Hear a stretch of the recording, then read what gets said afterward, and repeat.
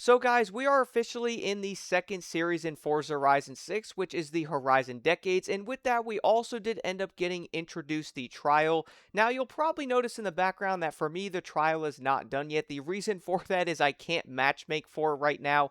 I'm going to try to get this into the video and obviously have footage of it, as right now guys I can't even play it, which apparently a bunch of people cannot matchmake for anything multiplayer related at the moment, which is kind of unfortunate. But nonetheless, though, I still wanted to go over everything else at least until that point, and hopefully by then I will be able to run one of them. But the first thing you guys will have to do is going to be the DeLorean. Now, I'm sure a lot of players already own this car because at this point, this thing is obviously pretty dang cheap. And what's funny is it's also a reward in the festival playlist and one of the events. I've always found that kind of funny. At least I think it is anyway, because it was literally the same car that I saw before. But either way, though, if you guys do not own this vehicle, it is fairly cheap. You could find this thing for around $70-ish thousand in the auto show. Once you do end up doing that, you might want to build the car up a little bit, guys. I pretty much put mine to a B level. This is the build I did end up putting on it. I would recommend putting this on your vehicle as well, because you will have to do a race and then obviously do another challenge that does require you to stay at a higher speed. So I would recommend throwing this on there, then boom, you could pretty much move on. But from there though, once you guys have that on, all you will have to do is head out of your house there, drive the car for around maybe 5 to 10 seconds, and boom, you can move over to the second part of this challenge. The next part after that, though, will require you to stay at 88 miles per hour or above for around 10 seconds. Now, again, this is why I would recommend upgrading your vehicle, but the best place to do this, head anywhere on the highways, is probably the best place, as you'll have open areas to do so. You guys can kind of spawn where I was on the road as well and pretty much just follow this as quickly and as fast as you want to. You could do like 150 if you want. You could also do like 90 if you want, just to get it done. As long as you guys do maintain that and don't crash for around 10 seconds, you can move over to step number 3.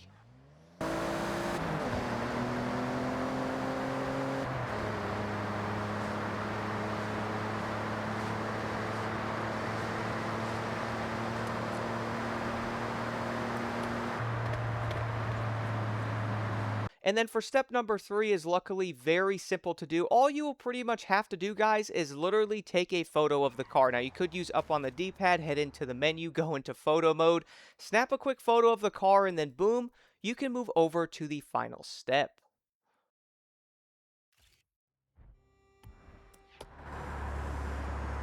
Once that's done though, you can then move over to the final step here, which is win a road race in the DeLorean DMC-12. Now for this, guys, again, I would recommend having the vehicle slightly leveled, and keep in mind, you can go to any of the road races that you guys want to. All you will simply have to do is basically make it a custom race, which you can do in the beginning of it. Simply do that, hit confirm.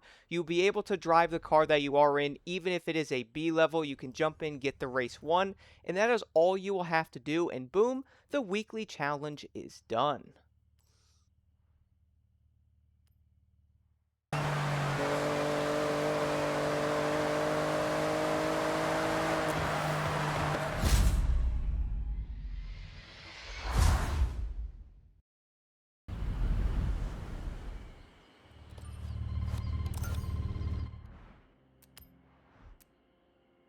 From there though, guys, the next part is the photo challenge, which will require you to take a photo of any car from the 1980s, and it has to be drifting. So for me, I pretty much used the car in the photo, the Toyota Sprinter GT. I would recommend just jumping in that. You do not have to upgrade it. The car is very cheap in the auto show. I would probably say most players probably already have it, but jump into this thing and basically go a little bit fast, like 50, hit your handbrake and slide it, take a photo, and boom, that is all you have to do on this one.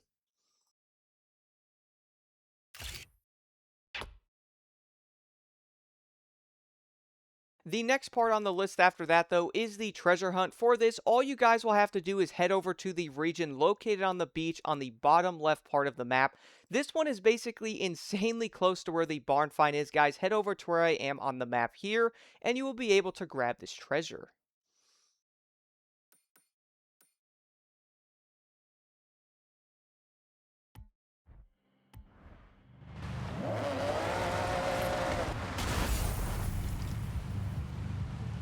After that's done, you can then do the first seasonal championship here, which is the Street Runner. For this, you do not have a ton of vehicles you can run. Now, I would say a lot of players at this point probably have the Sierra Cosworth, which is obviously a barn find. For me, I did end up using the older BMW M5, which honestly did very well, guys. It's only a C rank on this.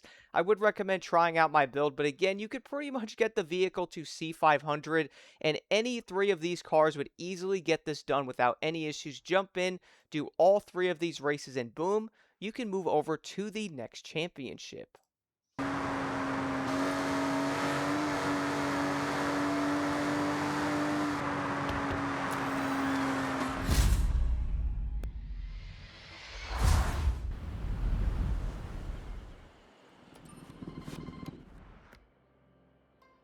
And then once that championship is done, you can then move over to the next one, which is indeed the seasonal championship for the Hot Hatch. Now, this one will not have a lot of vehicles. You guys can run the Civic Si and the Golf GTI. Both cars are insanely cheap. You only have to have them at 400D, which is obviously the max for a D rank vehicle. And again, there's only two cars you can use on this. So I did end up using the Golf GTI there. It was honestly not difficult. I would say the hardest part about this championship is it honestly takes kind of a while to do it with how slow these cars are, so do keep that in mind when you end up getting this one done.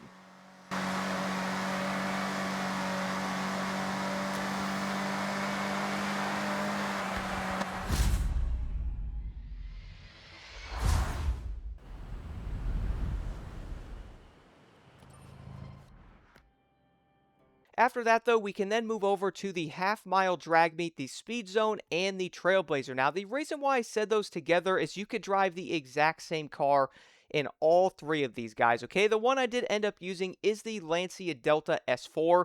It is a very cheap car, being a little over $50,000.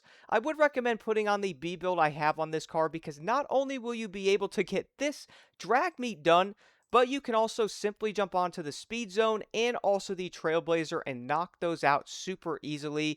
For the half-mile drag meet thing that you will have to do, simply pull up to it, guys. I'm not running TC or anything like that. Pull up, hit it on green. You will get this done in under 20 seconds, so this car is easily quick enough to get this part finished.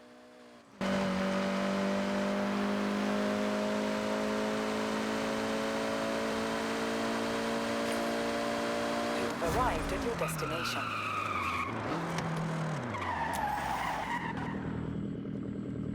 After that, though, guys, you can then move over to the Speed Zone. So for this, once again, you will probably want to use the same car used in the previous one. I did end up spawning on top of the mountain there as you pretty much go around that corner, and then you can power all the way to the end of it from there. And at first, it might not look like you will beat it, but trust me, the amount of acceleration going down that hill, guys, you will easily get above 95 miles an hour in order to get this Speed Zone completed.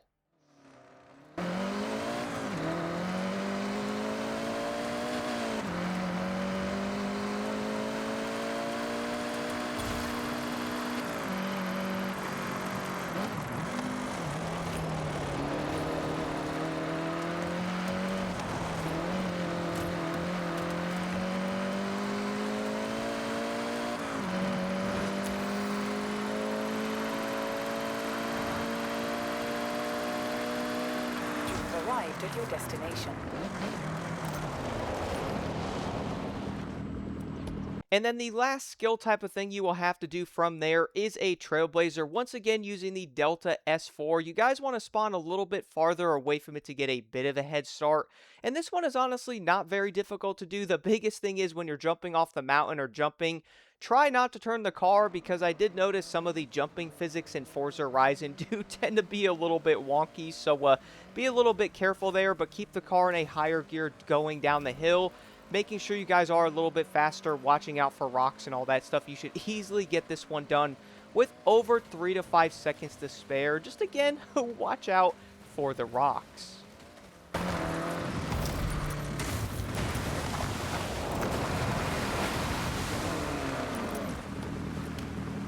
So luckily, guys, after recording the entire playlist, I went in and tried the trial again, which sounds kind of funny, but it luckily did end up matchmaking me, so I was able to do it. And I gotta admit, the trial is really fun, but there's a few things I wanted to mention. I do know a lot of people do know this, but guys, we're on the same team for one. Luckily, the team I did end up having was actually pretty dang good overall. Every person was honestly a pretty dang good driver, and some of them were actually blocking the AI, which is great. Unbeatable did not seem too bad on this. A lot of the players I was with were able to pass most of them.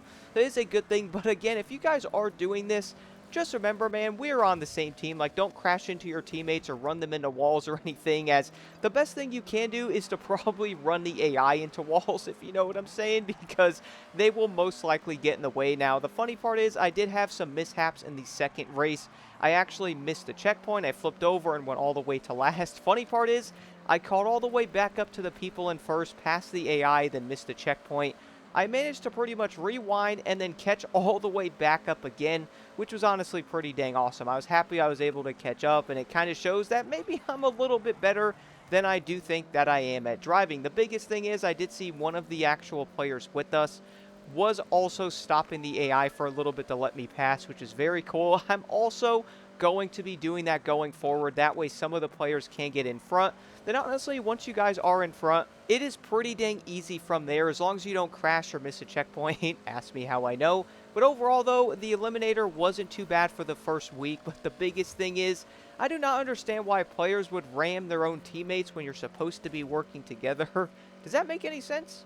If you guys can't do the Eliminator, because obviously the matchmaking is having issues, I heard some players can't do the hide and seek or the Touge Showdown either, but you will have to use a Mustang for this, and I'm not going to lie to you guys, I didn't even bother doing this, as yes, it is going to be 3 points, but to be honest, I do not really care if I get the 3 points or not, as trying to find a matchmaking thing for this game mode can be very annoying as people back out and stuff like that almost instantly. And the car you get from it is literally $45,000 or credits, if you know what I mean. And then from there, though, as I mentioned, you guys can jump into the hide and seek there. And funny part is, I was actually the hider, so they did all end up finding me. I kind of just sat there to get the entire event done. Keep in mind, though, I did again see that people are having issues matchmaking. This would probably end up changing throughout the week, but as of right now, it's definitely a challenge. Luckily, I was able to get this match done pretty quick. And then the last thing here in the entire festival playlist is the monthly rivals. Now keep in mind guys, you could also do this any week out of the month, as once you guys do this, you'll get 1 point every single week.